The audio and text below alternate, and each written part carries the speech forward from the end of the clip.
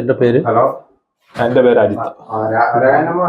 ക്ഷേത്രത്തിലെ ഞാൻ ഈ ക്ഷേത്രത്തിലെ സെക്രട്ടറിയാണ്. ഇവിടെ ഉദ്ദിഷ്ടകാര്യ സിദ്ധിക്ക് വേണ്ടി പ്രതിമാസം പൂജയുണ്ട്. എല്ലാ മാസവും രോഹിണി നാളിൽ ഈ ക്ഷേത്രത്തിന്റെ മാത്രം ഒരു പ്രത്യേകതയാണ് മഹാസുദർശന ലക്ഷ്യപ്രാപ്തി രോഹിണി പൂജ.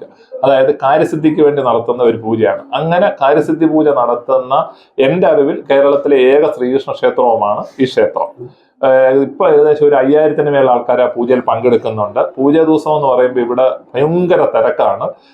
100 രൂപയാണ് പൂജയുടെ റേറ്റ്. പൂജയ്ക്ക് ഇരിക്കുന്ന ഭക്തന് A to Z സാധനങ്ങൾ, അതായത് പൂജയ്ക്ക് വേണ്ടിയ തൂശനില, തുളസി ഇല, തെറ്റിപ്പൂവ്, എല്ലാ സാധനങ്ങളും, കർപ്പൂരം, ചന്ദനത്തിരി, ദക്ഷിണ വെക്കാനുള്ള വെറ്റ വരെ ക്ഷേത്രത്തിൽ നിന്ന് നൽകും. എന്നിട്ട് അതിനൊരു ആചാര്യനുണ്ട്. ആചാര്യനാണ് പൂജയുടെ ക്രമങ്ങൾ പറയുന്നത്. എന്നിട്ട് ഇപ്പോൾ നമ്മൾ ഈ പൂജയ്ക്ക് പങ്കെടുക്കുന്നവരുടെ മൊത്തം പേരുടെ പേരിലും നേരത്തെ രോഹിണി ദിവസമായിരുന്നു, ഇപ്പൊ തിരക്ക് കൂടിയോണ്ട് അശ്വതി നാൾ മുതൽ മേൽശാന്തിമാര് അവരുടെ പേരിൽ ലക്ഷ്യപ്രാപ്തി പൂജ ശ്രീകോവിലിനകത്ത് ചെയ്യും. ഈ പൂജ ക്ഷേത്രത്തിന്റെ പ്രതിഷ്ഠ നടന്ന സമയം മുതലുള്ളതാണ്. ഇത് ആദ്യകാലങ്ങളിലും ഈ അടുത്ത ഒരു 10 വർഷം മുമ്പ് വരെ ഇത് ശ്രീകോവിലിനകത്തായിരുന്നു ദിവസവും ചെയ്തുകൊണ്ടിരുന്നത്. അപ്പൊ ഈ നട അടയ്ക്കുന്നതിലൊക്കെ ഒരുപാട് താമസം വന്നു. ഓരോ ആൾക്കാർ വരുമ്പോഴും അവർക്ക് വേണ്ടി പൂജ ചെയ്യുമ്പോൾ അങ്ങനെ ദേവഹിതം നോക്കിയാണ് മാസത്തിൽ ഒരു ദിവസം ഭഗവാന്റെ നാളിന് രോഹിണി ദിവസം ആക്കിയത്. 21 പൂജയാണ് നമ്മൾ ഭഗവാന്റെ മുന്നിൽ നടത്തേണ്ടത്.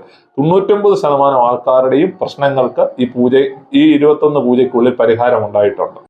അപ്പൊ അതിന്റെ പ്രസാദമൊക്കെ എങ്ങനെയാണ്? പ്രസാദമായിട്ട് നമ്മൾ കൊടുക്കുന്നതെന്ന് പറഞ്ഞാൽ ഭഗവാന്റെ സന്നിധിയിൽ നമ്മൾ ഒരു ദക്ഷിണ ഭഗവാന്റെ വിളക്കത്ത് വെക്കും. അപ്പൊ നമുക്കൊരു നാണയം പൂജിച്ച് ശ്രീകോവിലിൽ നിന്ന് മേൽശാന്തി പ്രസാദമായിട്ട് തരും ഓരോ പൂജയ്ക്കും. അത് നമ്മൾ നമ്മുടെ വീട്ടിൽ പൂജാമുറിയിൽ കൊണ്ടുവന്ന് വെക്കുക. അതിനുശേഷം 21 പൂജയായി കഴിയുമ്പോൾ അതിനുള്ളിൽ നമ്മുടെ കാര്യം സാധിച്ചാലും ഇല്ലെങ്കിലും നമ്മൾ അത് നമ്മുടെയും കൂടെ ഒരു ധനം ചേർത്ത് ഒരു കിഴി കെട്ടി ഒരു പ്രദക്ഷിണമായിട്ട് ശ്രീകോവിലിന്റെ നടയിൽ കൊണ്ട് വെക്കുവാണ് പതിവ്. എന്നിട്ട് ഈ വെക്കുന്നതിൽ നിന്ന് ഒരു വീതം നമ്മൾ തിരുവല്ല സുദർശനമൂർത്തിക്ക് ക്ഷേത്രത്തിൽ നിന്ന് സമർപ്പിക്കും. അത് തിരുവല്ല സുദർശനമൂർത്തിയായിട്ടുള്ള ബന്ധം ഇതിൽ മഹാസുദർശന ലക്ഷ്യപ്രാപ്തി പൂജ എന്നുള്ളത് കൊണ്ട് സുദർശനമൂർത്തിയുടെ മന്ത്രം കൂടി ഇതിനകത്ത് ഉപയോഗിക്കുന്നുണ്ട് ഈ പൂജയിൽ. അപ്പൊ അതുകൊണ്ടാണ് ആ ക്ഷേത്രത്തിൽ നമ്മൾ ഇത് കൊണ്ടുപോകുന്നത്.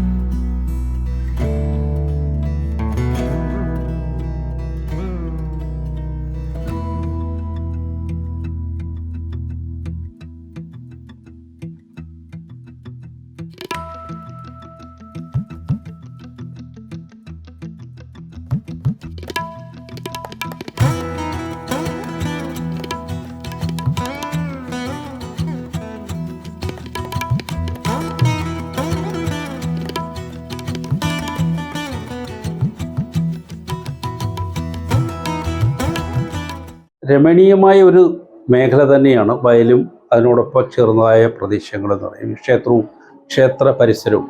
അപ്പോൾ ഇത്രയും വൃത്തിയായി കിടക്കുന്നതിനുള്ളതായ കാരണം ഞാനത് പറഞ്ഞല്ലോ, ഭരണസമിതിയാണ് അതിന്റെ ഏറ്റവും പ്രധാനം. ജീവനക്കാര് ഉണ്ട് എങ്കിലും ജീവനക്കാരോടൊപ്പം നിന്ന് ഇവിടുത്തെ ഭരണസമിതിയിൽപ്പെട്ട ഓരോ അംഗങ്ങളും അതിനുവേണ്ടി തയ്യാറാവും. അതായത് അവരവരുടെ ഔദ്യോഗിക ജോലി കഴിഞ്ഞതിന് ശേഷം ക്ഷേത്രത്തിലെ അവരിയ്ക്കുന്ന സ്ഥാനത്തെ ജോലി ചെയ്തതിന് ശേഷം ക്ഷേത്രം വൃത്തിയാക്കാൻ എല്ലാവരും ഒരുപോലെ മുൻകൈയെടുക്കും.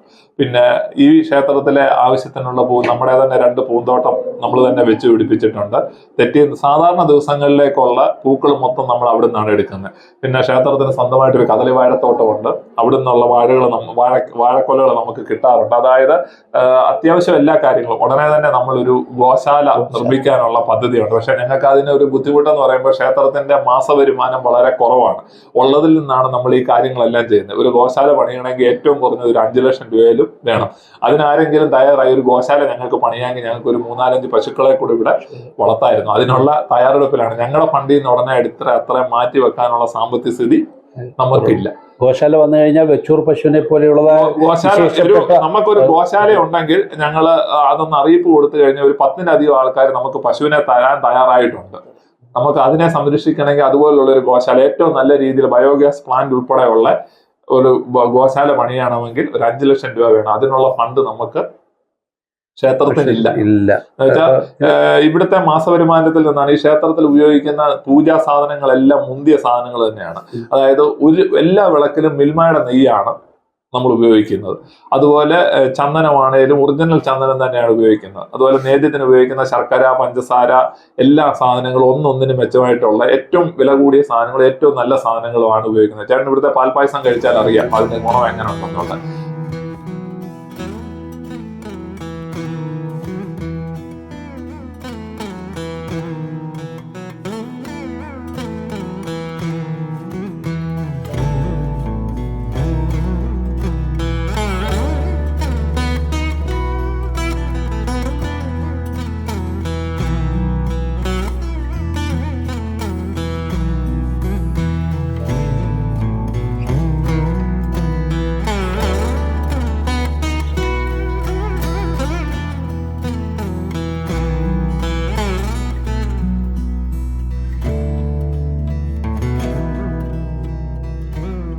തന്നെ അരളിപ്പൂവിനെ കുറിച്ച് ഇടയ്ക്ക് ഒരു വിഷയം വന്നപ്പോൾ നമ്മൾ അത് മാറ്റി നമ്മുടെ തോട്ടത്തിൽ നിന്ന് തന്നെയുള്ള, പിന്നെ തിരക്കുള്ള ദിവസങ്ങളിൽ ഇവിടുത്തെ പൂ മതിയാതെ വരും, അപ്പം മാത്രമേ ഉള്ളൂ നമ്മൾ പുറത്തുനിന്ന് വാങ്ങിക്കുന്നു. അപ്പം ഇതെല്ലാം ഇത് കേൾക്കുന്നതായ കാണുന്നതായ സ്വദേശത്തും വിദേശത്തുമുള്ളതായ ഭക്തരായ ആൾക്കാർ ധാരാളം, ആയിരക്കണക്കിന് ആൾക്കാരുണ്ട്. അവരോട് ഇന്ന് കേൾക്കണം. നമ്മുടെ ഈ ക്ഷേത്രത്തിൻ്റെ വികസനത്തിന് വേണ്ടി ഗോശാല അത്യാവശ്യമാണ്. അതിന് സുമനസ്സുകൾ സഹായിക്കാനായാലും ചേട്ടാ, കഴിഞ്ഞ ദിവസം ഇവിടെ ഒരാൾ ഒരു വെച്ചൂർ പശുവിനെ ഭഗവാന്റെ നടക്കി വെച്ചു. നമുക്ക് അതിനെ ഇവിടെ വളർത്താനുള്ള സൗകര്യമില്ലാത്തതുകൊണ്ട് നമ്മൾ ഇവിടെ പാല് തരുന്ന ഒരു അമ്മയെ അത് ഏൽപ്പിക്കുമായിരുന്നു. അതിന് എത്രയും വേഗം ഒരു ഗോശാല ഇവിടെ ഉണ്ടാവേണ്ടതായിരുന്നു. അകമഴിഞ്ഞ് അതിന് സഹായിക്കാം. അത് അങ്ങനെ ആരെങ്കിലും ഒരാൾ അതിന് മുന്നോട്ട് വന്നു കഴിഞ്ഞാൽ നമ്മൾക്ക് വളരെ സന്തോഷമായിരിക്കും. ഈ ക്ഷേത്രത്തിൽ ഒരു ഗോശാലയുമാവും.